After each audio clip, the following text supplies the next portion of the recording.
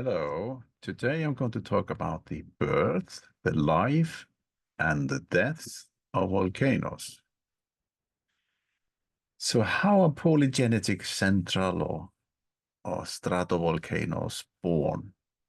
How do they maintain their activity? That is, how do they live to obtain their typical form, as we see here in Mayon in Philippines? And why do they eventually become extinct or die? So we could also ask, why do many volcanoes rise high above their surroundings? For example, Mayon's peak is at 2,447 meters above its surroundings. So this peak here is high above the surrounding, as we see very clearly. We call it the volcano's prominence. So let's start with some definitions. First, what is a volcano? Well, it's obviously a vent through which magma and volatiles are transported to the Earth's surface, mostly through dikes and inclined sheets. Secondly, what are the main types of volcanoes as regards eruption frequency? Now, there are two types.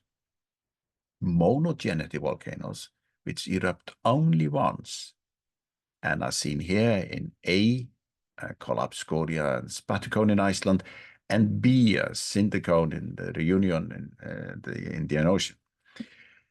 The other type is polygenetic or central volcano. They erupt many times. And then we need to define also what we mean by an active volcano, namely, that's a volcano that has erupted at least once in the past 11,700 years, which means during Holocene. So the focus here is not on monogenetic volcanoes, which are much more common, but on the polygenetic or central volcanoes. These are of two main types. They are stratovolcanoes, sometimes called composite volcanoes, where there's a lot of different magma types coming up, basaltic, intermediate, and acid, and of course pyroclastic layers and so on. And the other type is a basaltic edifice, or what is more commonly known as shield volcano, like in Hawaii and in Galapagos. Those are mostly of basalt. So the polygenetic volcanoes that erupt often may be active, may live for hundreds of thousands or even millions of years. And they include many monogenetic volcanoes. Here we have Augustine volcano in Alaska as a classic type of a beautiful stratovolcano. And we could also ask, why do they get this kind of edifice? How do they generate this kind of edifice? And also, of course, why do they live, or why are they active so long? Well, the condition for the birth of a volcano, for the formation of a volcano, for the formation of the edifice is a shallow magma chamber. This chamber must form in the crust, and it acts as a sink. It draws in or collects magma from one or more deeper sources or reservoirs, and it acts as a source for dike and sheet injections, some of which go to the surface and erupt, and therefore build up the edifice. So the whole thing here is this. The chamber channels magma to an area at the surface where the volcanic edifice builds up. If there was no shallow chamber here, then the volcanism, if it was a volcanic field or zone or system, would be evenly or more or less evenly distributed. So there would be no edifice standing here 1 or even 2 or more kilometers above the surroundings. So there wouldn't be any central volcano, any polygenetic volcano. So the chamber is an absolute necessity to have the polygenetic volcano. The reservoir in rift zones, like I discuss very often, like in Iceland, are usually 1, but in areas where there is subduction, where the lithosphere is much thicker, there may be more than 1 deep-seated reservoir that supplies magma to the chamber. So here we have some profiles of stratovolcanoes or composite volcanoes. They can be quite steep in the uppermost part, 35 to 42 degrees. I show you here well-known volcanoes like Hood, Mayon, Rainier, and Fuji. And then we can go further and ask ourselves, how do we know? How do we know that there are any shallow magma chambers? Now, first look at the active volcanoes. How do we know they have a shallow chamber? Well, there are several methods. One is related to geodetic measurements, usually using GPS or INSARs or satellites. When magma is coming into the shallow chamber, there is inflation. The crust rises slightly. I exaggerated it very much here. It's usually of the order of centimeters, tens of centimeters, or occasionally meters. And when magma goes out of the chamber through a dike or even during eruption, the chamber, temporarily at least, shrinks a little bit. So there's deflation, some kind of subsidence of the crust, again, on a very, very small scale. So that indicates there is a shallow chamber. And using some computer models, we can calculate the depth and the likely size of that chamber. There are other methods to find the chamber, are active on, the so-called S-wave shadows, and I come to that in a moment. Another method is if the volcano, as many of them do, develops a collapse caldera, then the lateral area of the subsided block of the caldera itself is a crude indication of the lateral area, so the plan view of the underlying shallow magma chamber. The calderas are of two main types. All of them have ring faults that are close to vertical, often dipping around 80 degrees. Dipping means inclination. One type is where the inclination or dip is slightly inward. We call them normal fault calderas. They're probably much more common. The other type is when the dip or inclination is slightly outward. We call them reverse fault calderas. And I come to the point later that they are probably more dangerous than the normal fault calderas. But both of them indicate crudely, as you see, the kind of lateral area of the underlying shallow magma chamber when the collapse takes place. And then the subsidence is at least a minimum thickness of the underlying chamber. So here is a famous one. This is the first instrumentally documented collapse. It took place in Fernandina along a normal fault in Galapagos in 1968. Using earthquakes, they found that there were 75 slips, so the subsidence didn't take place just in one slip, but in 75 slips. The total slip was, or displacement was, several hundred meters. And similar things happened, with a much better documented, of course, in 2018 in the collapse in Kilauea in Hawaii, where again the total slip was several hundred meters, but it occurred in 62 slips. Each of which gave rise to an earthquake. And these are usually of the order of hundreds of meters, the displacement on calderas. Not all this displacement seen here was formed in 1968. They can slip several times. Now, I said there is another way to find active magma chambers. Now, of course, if we go into the field, we can find the fossil magma chambers. Here's one I've showed you before, southeast Iceland, 2 kilometers depth in the crust, eroded by glaciers. You can see the wall and part of the roof of the old acid magma chamber at roughly 2 kilometers depth, and you see many dikes coming out of it, of course. But when it was fluid, millions of years ago, then if so-called P and S waves from earthquakes, or made by humans, this of course didn't exist then, were made, then the P waves, if this was fluid, would go through. You see the velocity of the P waves when the temperature of the magma is going up to around 1100 degrees and higher. The velocity of the P waves, the primary waves, goes down very much, but still they go through the fluid magma. But the S waves completely drop out. They completely drop out. They can't go through the fluid. So therefore, they generate so-called S-wave shadow, and that we can use to find active magma chambers.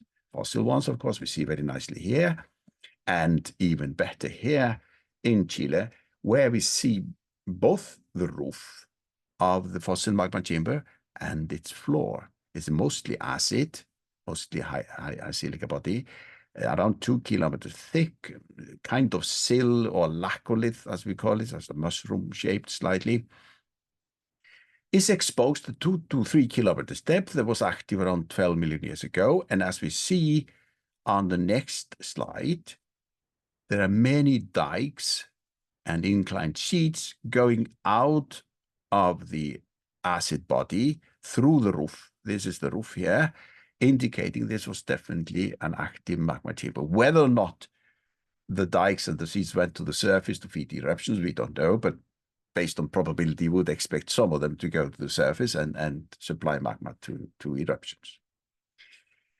So how is magma transported to the surface? Well, in a polygenetic volcano, we have discussed this very often. We know it's mainly through dikes and inclined sheets. That's the main channels of magma to the surface.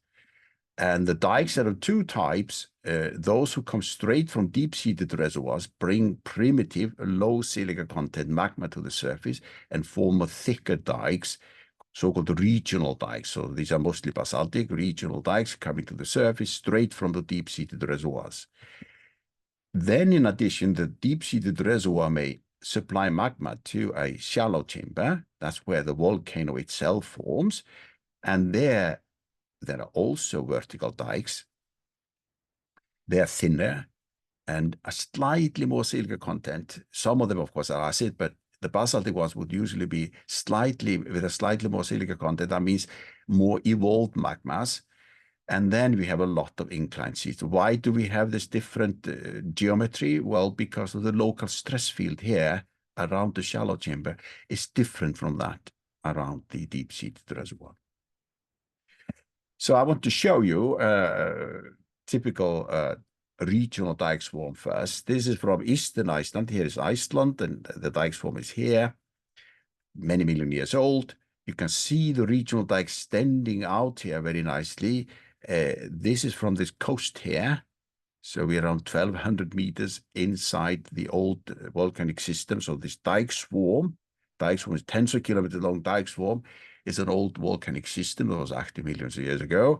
And we are looking at 1.2 kilometers depth in that system. And we see these regional dikes. This one is 5 to 6 meters thick. And the average thickness of these 100 dikes we find here in one profile, one section, is around 5.5, but some dikes are much thicker. For example, this one is thicker and is a multiple formed by many dike injections that I've discussed with you earlier.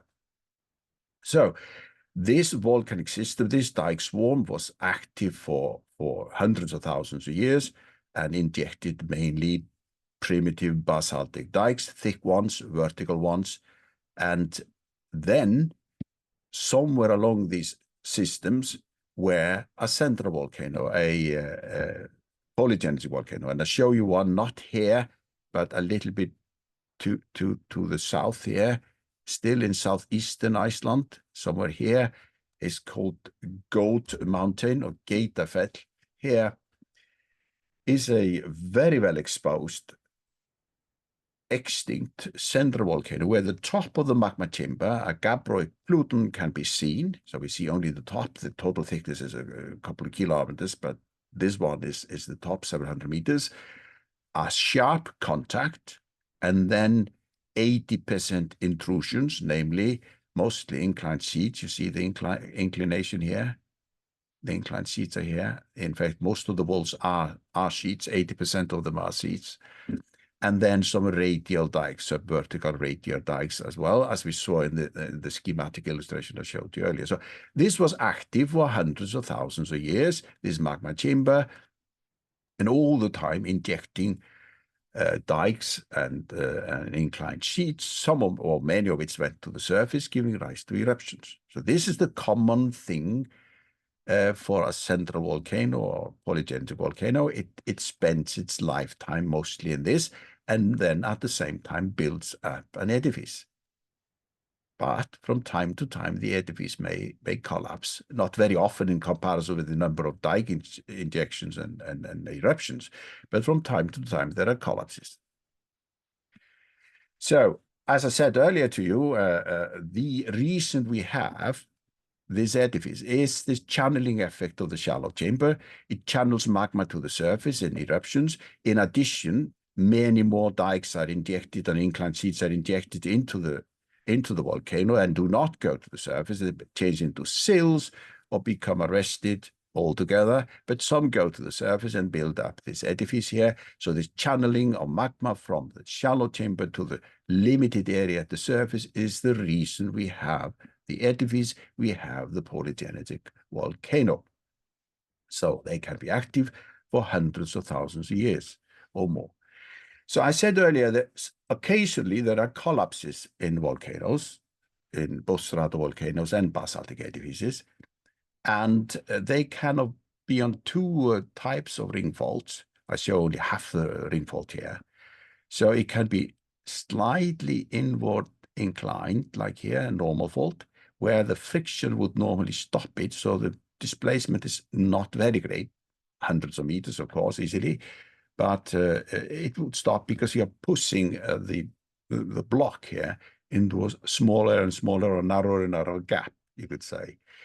And then we have, probably more rare, outward, slightly outward inclined or outward dipping ring fault. And there, basically, when a ring dike, particularly when a ring dike forms along the ring fault, there's no reason for the block, for the Caldera block to stop. There's no friction here, basically.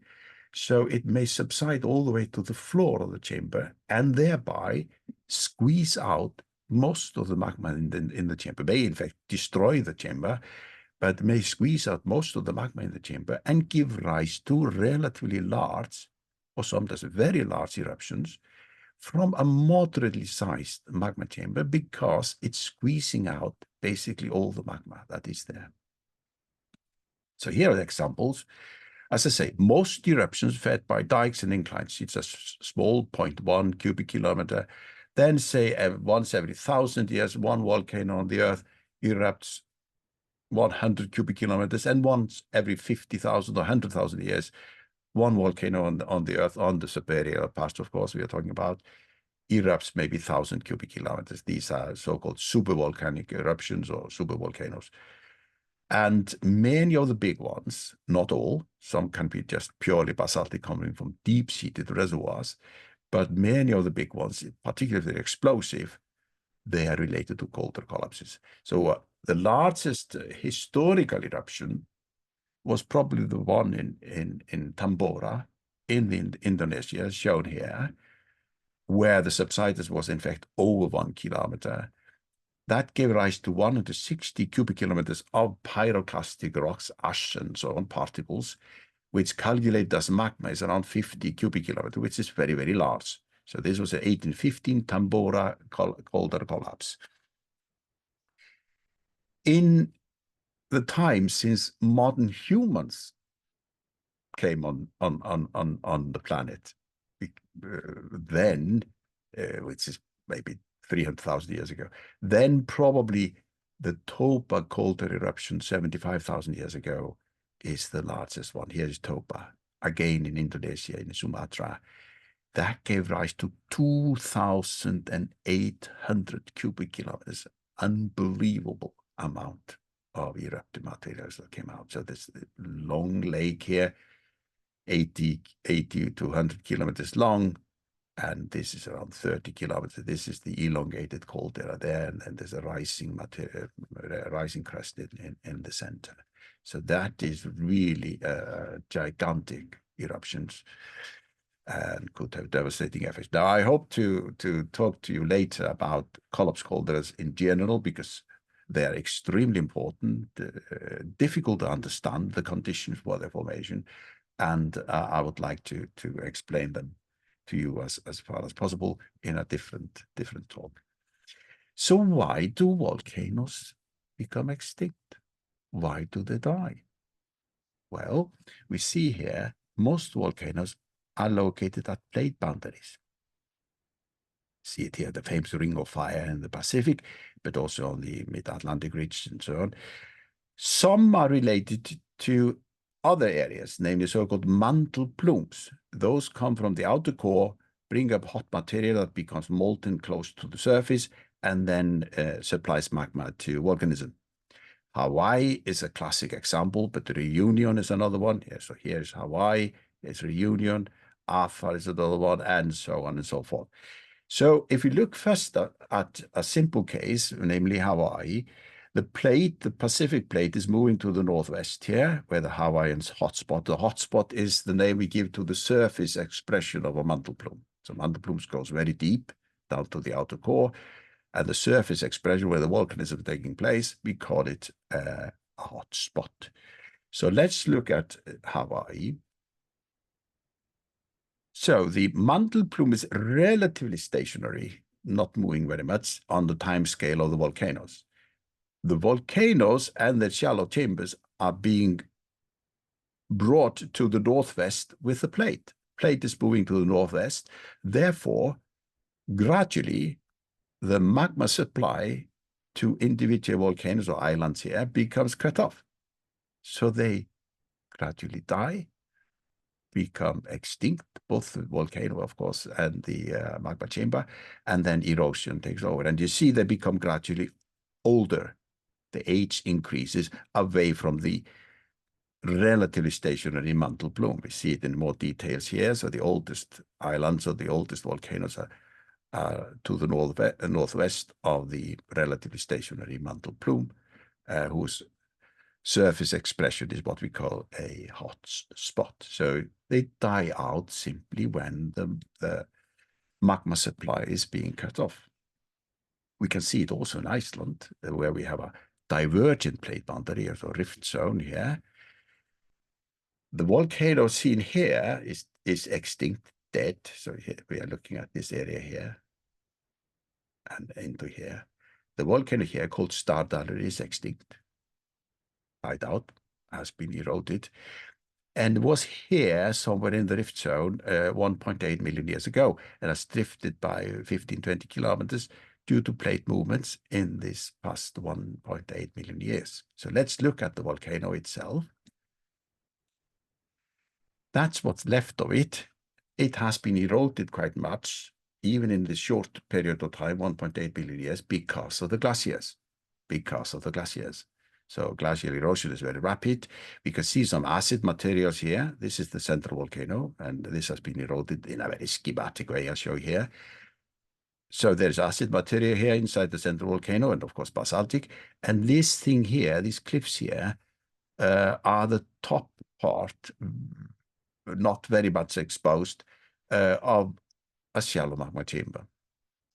So it's a Pluton here, and we can see just the slight top part of the old shallow magma chamber. This has been eroded, is that the magma supply was cut off when it drifted, moved to the northwest due to plate movements.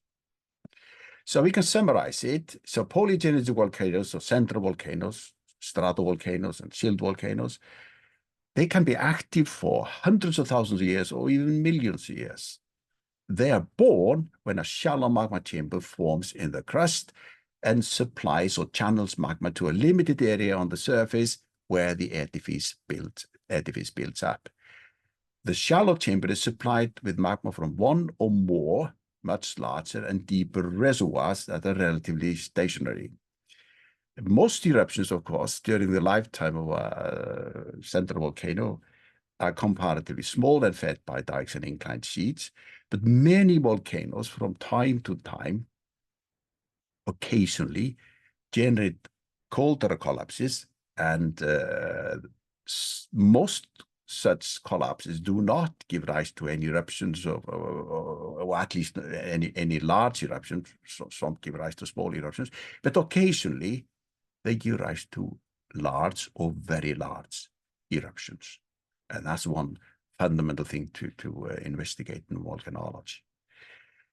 And they become extinct, they die, when the shallow timber, and of course the volcano itself, becomes disconnected due to plate movements from its deep-seated source. And then the volcano, of course, ends its alive. And with these words, I say simply, thank you very much indeed, and bye-bye.